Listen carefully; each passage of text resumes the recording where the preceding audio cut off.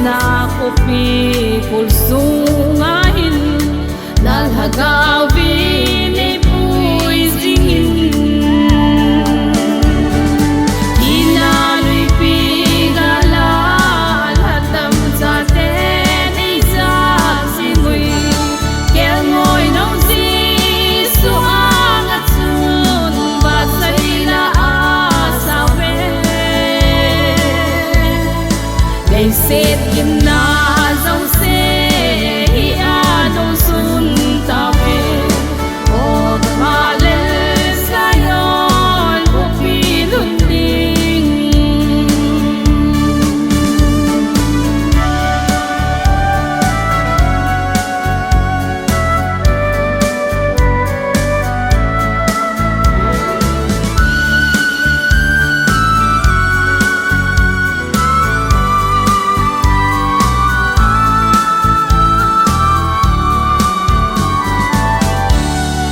lấy xe nôm na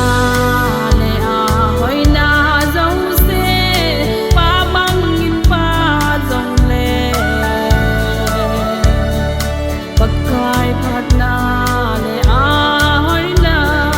kalung su hi alo dim rồi ina lui pi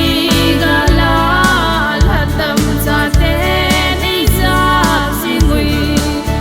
ngồi nông di su ang at sun và say la sao về đây sẽ kim na dòng xe anong sun ta về o kamalis ngayon upilunding Ban Jerusalem tha lô ma lên đi một cái gì đây cô về lấy nộp na dâu sẽ nung xuân nín và cài làm riêng bầu dồn ta nghe ina lui pi gala hatam sa ten isa singui